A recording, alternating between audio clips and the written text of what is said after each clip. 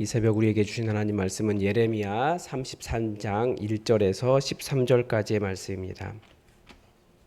예레미야서 33장 1절에서 13절까지의 말씀입니다. 우리 하나님의 말씀을 다 함께 받들어 읽겠습니다. 예레미야가 아직 시위대 뜰에 갇혀 있을 때에 여호와의 말씀이 두 번째로 임하니라. 이르시되 이를 행하시는 여호와, 그것을 만들며 성취하시는 여호와, 그의 이름을 여호와라 하는 이가 이와 같이 이르시도다. 너는 내게 부르짖으라. 내가 내게 응답하겠고 내가 알지 못하는 크고 은밀한 일을 내게 보이리라. 이스라엘의 하나님 여호와께서 말씀하시니라. 무리가 이 성읍의 가옥과 유다 왕궁을 헐어서 갈대아인의 참호와 대항하여 싸우려 하였으나 내가 나의 노여움과 분함으로 그들을 죽이고 그들의 시체로 이 성을 채우게 하였나니 이는 그들의 모든 악행으로 말미암아 나의 얼굴을 가리어 이 성을 돌아보지 아니하였음이라. 그러나 보라, 내가 이 성읍을 치료하며 고쳐 낫게 하고 평안과 진실이 풍성함을 그들에게 나타낼 것이며 내가 유대의 포로와 이스라엘의 포로를 돌아오게 하여 그들을 처음과 같이 세울 것이며 내가 그들을 내게 범한 그 모든 죄악에서 정하게 하여 그들이 내게 범하며 행한 모든 죄악을 사할 것이라. 이 성읍이 세계 열방 앞에서 나의 기쁨이 될 것이며 찬송과 영광이 될 것이요 그들이 내가 이 백성에게 베푼 모든 복을 들을 것이요 내가 이 성읍에 베푼 모든 복과 모든 평안으로 말미암아 두려워하며 떨리라. 여호와께서 이와 같이 말씀하시니라. 너희가 가리켜 말하기를 황폐하여 사람도 없고 짐승도 없다 하던 여기 곧 황폐하여 사람도 없고 주민도 없고 짐승도 없던 유다 성읍들과 예루살렘 거리에서 즐거워하는 소리, 기뻐하는 소리, 신랑의 소리, 신부의 소리와 및 만군의 여호와께 감사하라. 여호와는 선하시니 그 인자하심이 영원하다 하는 소리와 여호와의 성전에 감사제를 드리는 자들의 소리가 다시 들리리니 이는 내가 이 땅의 포로를 돌려보내어 지난 날처럼 되게 할 것임이라. 여호와의 말씀이니라. 만군의 여호와께서 이와 같이 말씀하시니라. 황폐하여 사람도 없고 짐승도 없던 이곳과 그 모든 성읍에 다시 목자가 살 곳이 있으리니 그의 양떼를 눕게 할 것이라.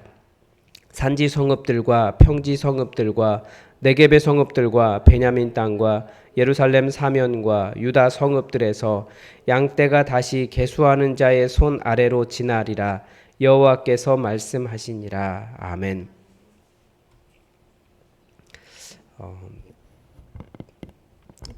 그 히브리어 성경에 나오는 특별한 4개의 문자를 그 우리말로 번역해서 신성 사문자라고 이야기합니다.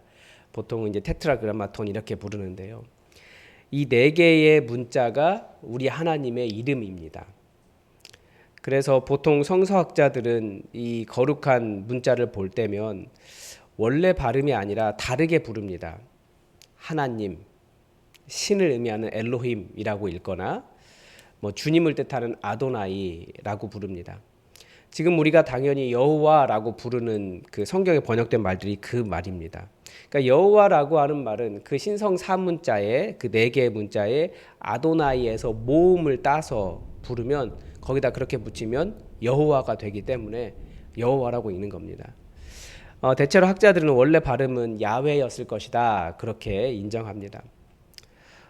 저도 지금까지 공부하면서 그냥 열심히 그 우리 하나님의 이름을 함부로 불렀는데 그 어떤 목사님께서 그 짧은 글을 쓰셨는데 우리가 아버지의 이름도 함부로 부르지 않지 않느냐. 그런데 어떻게 하나님의 이름을 그렇게 함부로 부르겠느냐. 생각해 보니까 제 아들의 집에서 야 최철규라고 부르면 되게 버릇이 없는 거잖아요. 비슷한 것 같더라고요. 그 히브리 성경의 전통대로 그냥 엘로힘이나 아도나이라고 부르는 것이 좋지 않겠느냐라고 그 글을 쓰시는 것을 보면서 우리가 함부로 부를 이름이 아니라라는 것을 좀 생각하게 되는 것 같습니다. 그러함에도 불구하고 오늘 성경에 보면 그 성경이 그 하나님의 이름을 불러요. 이렇게 우리 주님의 이름을 특별히 기록해 놓는 데는 거기에 특별한 이유가 있습니다. 우리는 당연히 하나님이라고 부르면 우리가 섬기는 하나님을 의미하지만 하나님은 그냥 그 뭐라고 할까, 이걸 일반명사라고 이야기해야 되나요?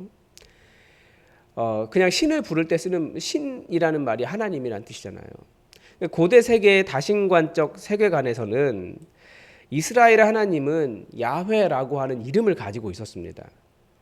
그래서 오늘 본문 같은 경우도 2절을 그런 다신적 세계관 속에서 누가 진짜 신인가라는 관점으로 읽으면 의미가 완전히 달라집니다.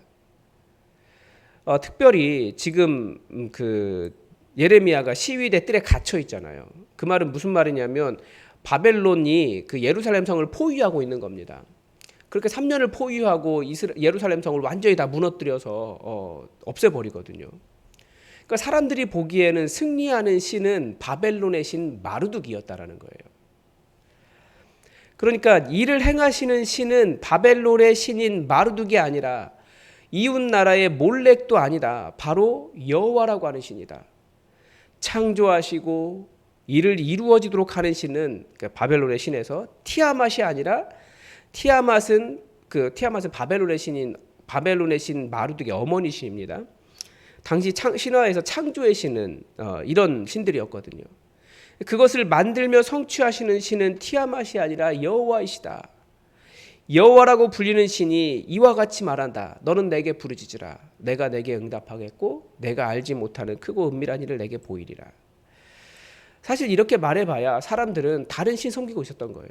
마르둑이나 뭐 몰렉이나 그 어제 본문에 보면 그 몰렉에게 자기의 자녀들을 지나가게 했다고 하잖아요. 불로 죽였다는 거잖아요. 태워서. 사람들은 아무도 여호와께 부르짖지 않은 거예요. 근데 여호와께 부르짖어라. 이런 말씀이 되는 겁니다. 그러니까 다른 신, 진짜 너희의 신 여호와를 찾아라. 이렇게 되는 거죠. 이렇게 읽어야 하는 이유가 있습니다. 이 시대에도 사람들은 신이라고 불리지는 않아도 다양한 것들을 신처럼 모시고 살아갑니다. 섬기고 살아가요. 나에게 구원자가 될 것처럼 그런 것들을 의지하며 살아갑니다. 그런 것들이 없어지면 인생 망한 것처럼 생각한다라는 거예요. 그럼 모든 사람에게 이렇게 이야기할 수 있어요. 이를 행하시는 여호와, 그것을 만들어 성취하시는 여호와, 그의 이름을 여호와라 하는 이가 너희에게 말씀하신다. 너는 내게 부르짖으라. 내가 내게 응답하겠고 내가 알지 못하는 크고 은밀한 일을 내게 보이리라. 다른 것을 구원자라고 생각하고 부르짖지 말고 여호와라고 하는 신을 찾아라. 그런 말씀인 거죠. 그래서 성경은 사실은 그 웨스터만이라고 하는 유명한 신학자가 한 말이 있어요. 성경은 유일신적 관점에서 기록되었다라고 이야기합니다. 주변의 세계가 다 하나님을 몰라요. 하나님을 신으로 생각하지 않아요. 신으로 생각해도 유일하신 분이라고 생각하잖아요. 그러니까 여호와라고 하는 신을. 다른 신들 찾아갔다라는 거예요. 몰렉도 찾아가고 뭐 금오스도 찾아가고 마르둑도 찾아가고 뭐 다른 신들 뭐 다 찾아갔어요. 그게 아니고 여호와 하나님이 유일하신 참 하나님이시다. 이것을 알아라라고 성경은 기록되었다라는 거죠. 그런 의미에서 우리가 성경을 항상 이 주변 세계와 싸우고 있는 신들이라고 하는 많은 것들과 싸우고 있는 여호와 하나님을 발견하는 그런 책으로 읽을 수 있습니다. 신약 성경은 조금 더 분명하게 이야기하죠. 신들 이름 이야기하지도 않아요. 그냥 딱 하나 이야기하죠. 너희들의 탐욕 이렇게 이야기해요. 탐욕이 자기의 신이 되어 있는 거예요. 그 탐욕과 싸우고 탐욕 대신에 여호와 하나님을 택해라 라고 이야기하는 거죠. 그런데 오늘 본문은 정말 심각한 아이러니가 있습니다. 선지자에게 하나님의 말씀이 임하는 것은 그 말씀을 선포하라는 거예요. 근데 1절에 보면 예레미야가 아직도 시위대 뜰에 갇혀 있을 때라고 이야기합니다. 32장도 그렇게 이야기하고 있는데요. 그러니까 다시 말씀드리지만 지금 바깥에서는 한참 그 바벨론이 예루살렘을 무너뜨리려고 시드기야 10년이니까 무너뜨리려고 그 마지막 해예요. 공성전을 벌이고 있을 때예요. 곧 예루살렘이 무너질 것 같아요. 이때 하나님의 말씀이 예레미야에게 들렸습니다. 그가 갇혀 있었기 때문에 자신에게 들린 그 어떤 말씀, 사람들의 귀에 들려줄 수 없었다라는 거죠. 그러함에도 하나님은 선지자에게 말씀하시는 거예요. 저는 이 이상한 모순을 모세에게서 봤어요. 신명기 묵상하면서.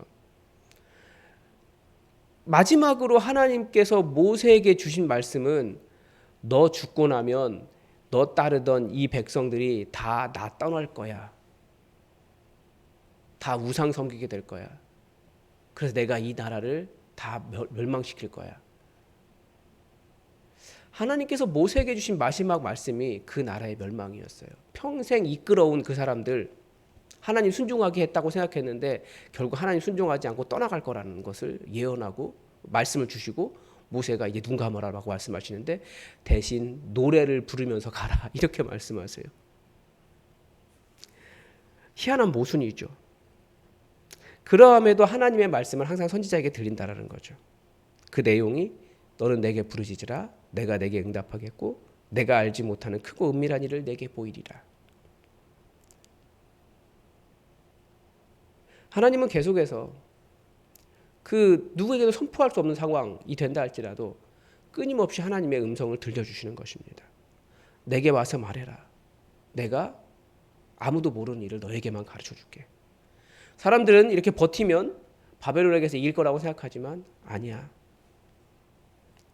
진짜가 무엇인지 내가 가르쳐줄게. 하나님은 계속해서 그런 하나님의 일로 우리를 초청하십니다. 꼭 모든 사람이 다 알지 못해도 모든 사람이 다 말하지 못한다 할지라도 우리는 하나님과 깊은 내면의 관계가 있는 거죠. 그분은 어떤 분이십니까? 일을 행하시는 여호와 하나님입니다. 그러니까 어떤 일을 하고 계신다라는 거예요. 그분이 없으면 그분은 어떤 일이 없으면 안 되면 만들어서라도 창조해서라도 성취하시는 하나님이십니다. 바로 여호와라고 하는 그분의 이름 자체가 바로 이 모든 것을 보장한다라는 거예요. 그래서 우리는 이런 하나님을 알기 때문에 누가 외부의 상황이 어떻든 아주 은밀하고 내밀한 하나님과의 깊은 관계로 나아가는 기도를 하는 겁니다.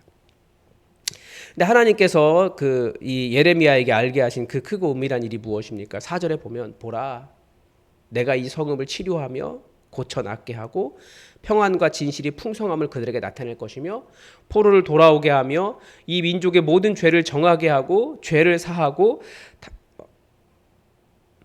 하나님의 이름을 이들에게 두시고 이들이 하나님의 찬송과 영광이 될 것이고 모든 사람들이 하나님께서 이스라엘에게 주신 복을 듣고 하나님을 경외하게 될 것이라고 하셨습니다.